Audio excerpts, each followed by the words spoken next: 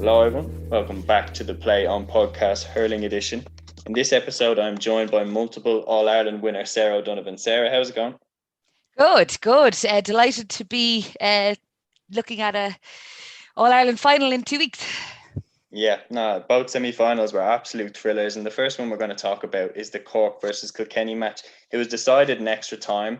Cork caught right at the deck by an Adrian Mullen goal, and that took it to extra time. Cork, very, much credit to them. They held their nerve. They got the game back under control in extra time, and they get the win. What did you make of this game? I never saw the win coming, to be honest.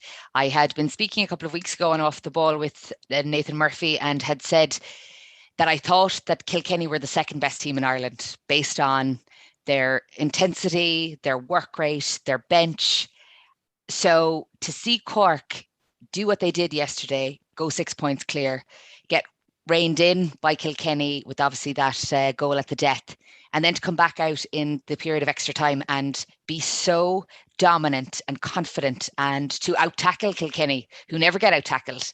It was a real surprise to me, and I think probably the whole of Cork. We've been waiting since 2013 to get back to Croke Park, and we felt every year of that wait.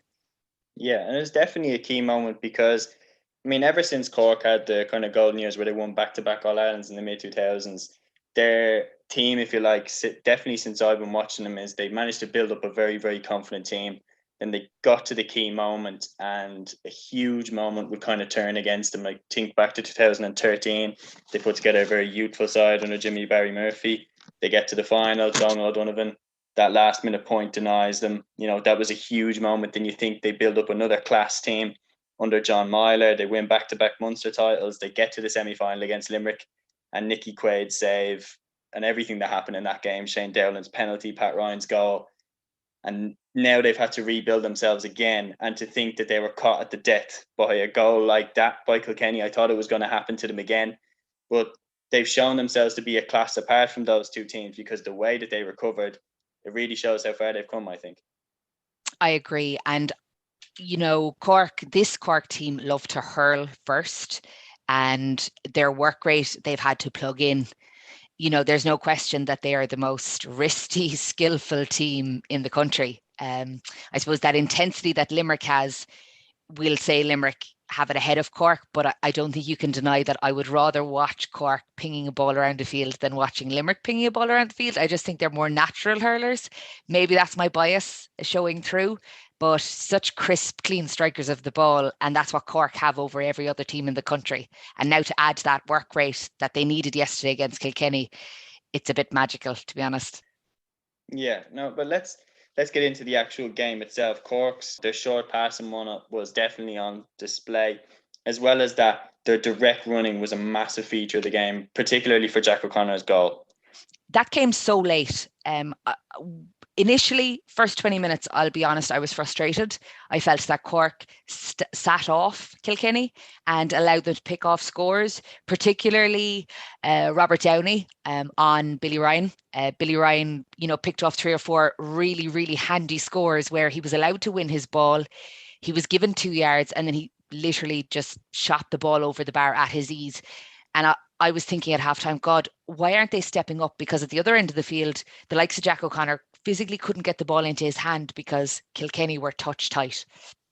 So for Cork to come out after half-time and then step up onto Kilkenny and show that same aggression that Kilkenny were showing Cork, that's when I thought, God, this Cork team could actually do something today, So it was great to see a change of tactic because in the first 20 minutes, it didn't look like Cork were up for the fight.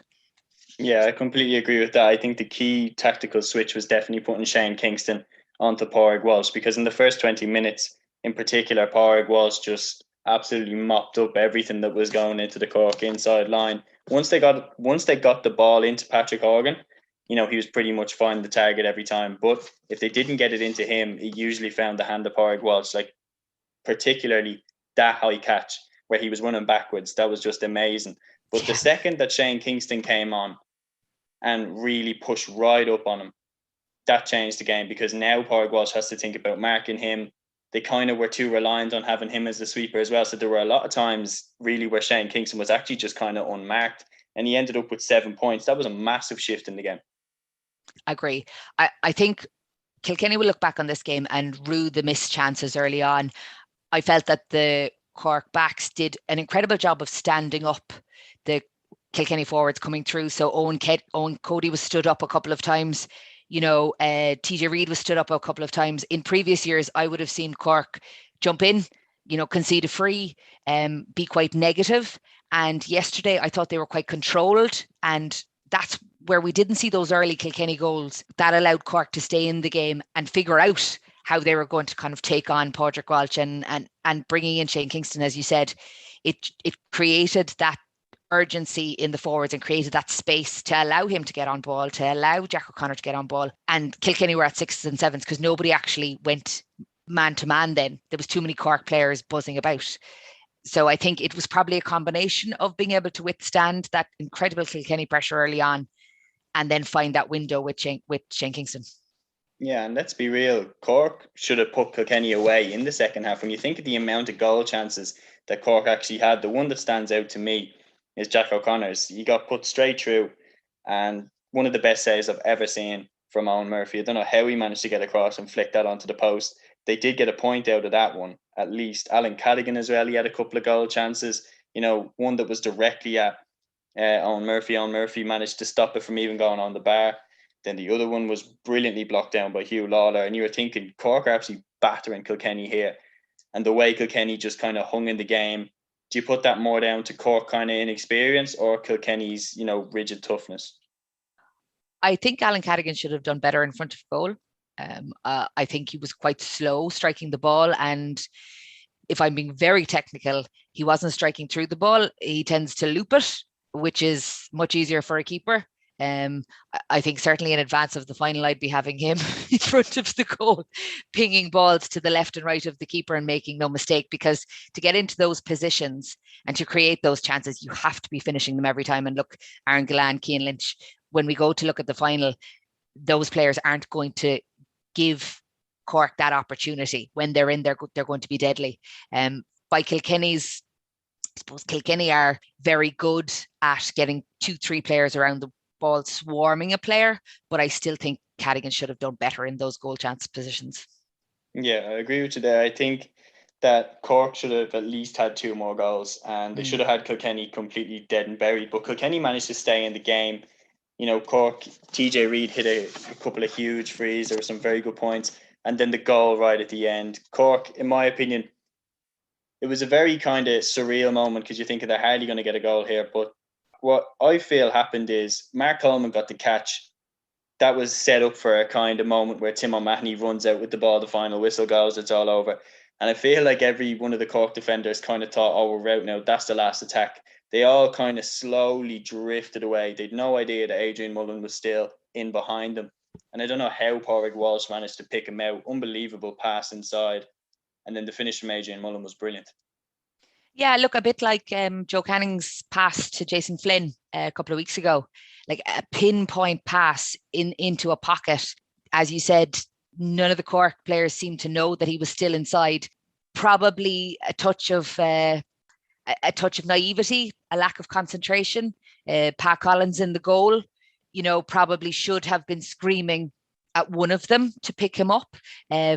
Alternatively, Mark Coleman could have drilled the ball up into the stand as high as he could and forced a sideline cut, which would have been very unlikely to create a goal scoring chance, So maybe that naivety of hand passing off the ball in that danger area when the guy in front of him is out of juice, because Tim O'Mahony had nothing left in the tank at that point.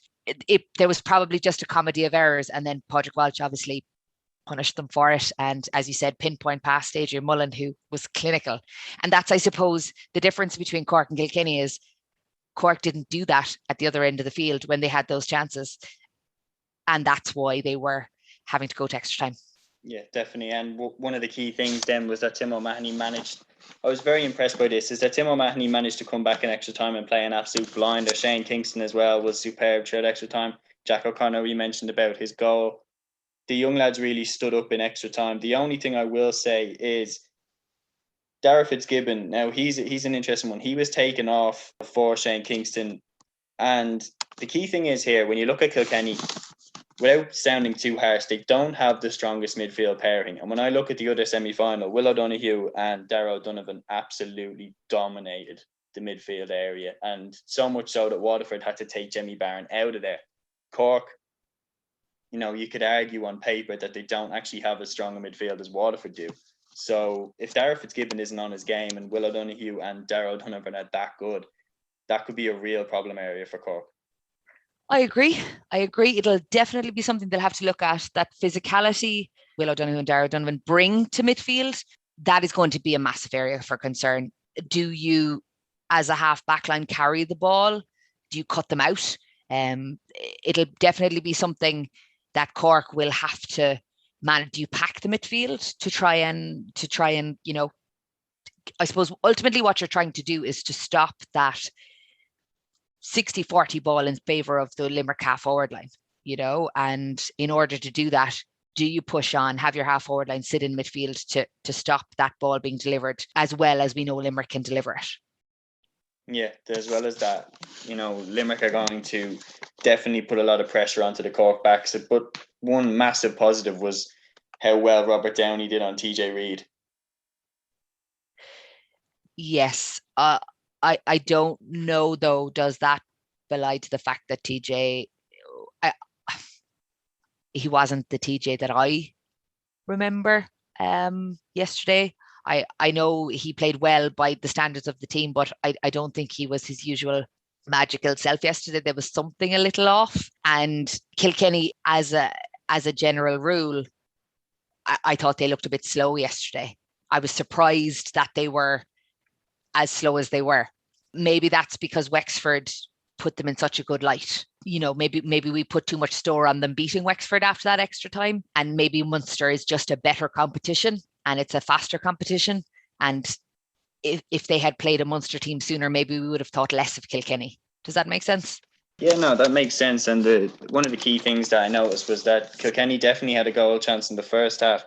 TJ Reid got his hands on the ball, set up on Cody. He hit it straight at Patrick Collins. But apart from that, he didn't really look too dangerous. He was straight through on goal as well. It was well defended by Mark Coleman, and there was another Cork defender there too. But he only scored a point from play, Seamus, Yeah. He scored 13 points, 9 from frees, but that's his bread and butter. If he's topping in with 1-3 or 1-4 in the game as he normally would, then Cork are in trouble. But they certainly benefited from the fact that he, as you said, didn't have that same, I suppose, grit that he's shown in previous games to get those crucial scores. Yeah, and another worrying thing for Kilkenny is that any link that they really have now, apart from Pádraig Walsh and Owen Murphy in the goals, any link that they have to their last All-Ireland winning team looked fairly inept when they came. Walter Walsh came in and did absolutely nothing really, as well as that Richie Hogan came in for extra time, didn't really do anything either. Like the last links, Killian Buckley came on as well. He didn't even start the game. Back only 5-6 years ago, he was, two-time All-Star. And the links really to their All-Ireland winning team are really starting to dwindle now, and they're going to need to get success soon, or they could be looking at a barren spell. And I actually was talking to a couple of Limerick people over the weekend, and they were hoping that they would have Kilkenny in the final so that they could get one up on them for what they did to them in 2018 or in 2019, which is quite a funny thing, because they obviously felt that they had a point to prove against Kilkenny, because Kilkenny are the only team to really stop their gallop over the last couple of years. Yeah, and I predicted that. I predicted that Kilkenny would win this game purely because it's somewhat written in the stars that Limerick will get the chance to kind of put in stone how good they are by beating Kilkenny in an All-Ireland final. But beating Cork in an All-Ireland final definitely would be no mean feat if they can get the job done. How much of a chance now do you give Cork going into this? I would be concerned about the midfield pairing that you spoke of. I would be concerned about the ferocity of their tackling. You're asking an awful lot of players to sustain that intensity for 70 minutes. Cork tend to go 50-55 minutes with Limerick and then run out of steam. So do Cork have a bench that is going to be able to be as physical as Limerick's bench and go toe to them for 70 minutes. You know, you saw what Tipperary did to Limerick in the Munster final. It looked like Limerick were dead and buried and came out for the second half and absolutely cleaned Tip out. So it's all well and good to go 30, 40 minutes. You have to go 70 minutes with Limerick, and I don't know if Cork can do that. Yeah, I agree with you. I think that it's going to be a fascinating opening 40, 50 minutes, but I think that Limerick's bench will eventually tell, and I think the superior physicality over pretty much every team will show. But I think for Cork, if they're going to take off Darragh Fitzgibbon at some point, I'd rather he came on for the last kind of, half an hour or something like that, because the energy he can bring to a midfield, and maybe then if he came in against a tired, but do Cork have the strength and depth to not start him is something else that is a little bit concerning. But if you're talking about a bench that can contest Limerick, Cork showed that they can have one hell of a bench, or was that Kilkenny just kind of letting Shane Kingston off the leash a little bit? The consensus in Cork is that Shane Kingston shouldn't start the All-Ireland final, that you would actually have somebody else do the early physical work and then bring him on when Limerick's half back line is potentially at 60, 70% in terms of their energy levels. And that's quite an interesting thing to me. Do you be really physical with Limerick's half back line, wear them down, and then at 40, 45 minutes, bring on this guy to absolutely run them ragged? Yeah, the way that he pushed Pádraig Walsh back, I'd be fascinated to see if he could do the same thing to Declan Hannon, because Declan Hannon does kind of do a similar thing with Limerick. He's very much like a quarterback, if you like. He picks out a lot of passes for Limerick. He's very much a link man. And if Shane Kingston can kind of get in his face a little bit the same way he did with Pádraig Walsh, that could be a big play. The question is, do you do it for 50 minutes when he's, or 40 minutes? The last 40 minutes, would you rather finish strong or start and give yourself a lead? Like Tipperary gave themselves what looked to be an insurmountable lead, and it wasn't enough. So I don't know which is the better in terms of bringing Shane Kingston on or starting him. I thought Seamus Harnedy was quiet yesterday, so I would be quite excited to see what Seamus brings to the final. He's been a long time on the road. He's got obviously he's got a point to prove to himself, perhaps. There's a Celtic cross that he possibly feels he left behind. And he'd probably like to make amends for that, or certainly for the career that he's had, definitely have one of them in the cupboard. So I think he'll have a big point to prove against Limerick in the All-Ireland final. Horgan has had a different, I suppose, he's had a different career to Joe Canning in that Horgan has never really been injured. He's been very consistent. He hasn't had any of those big injuries that have kept him out for 3 months, 4 months, 5 months in the course of a year. So he's certainly in better shape physically than Joe Canning. So I'd hope that this wouldn't be his swan song, but if it is going to be it, I'd say he'll go out with the fireworks, and you'd hope that him and Seamus Harnedy would be a huge obstacle for Limerick in terms of going to get their double. So, okay, guys, so that is our match review of Cork versus Kilkenny, an absolute epic in which it finished Cork 1-37, Kilkenny 1-32 after extra time. Cork back in the All-Ireland final for the first time since 2013. Don't forget to catch our other match review of Limerick against Waterford.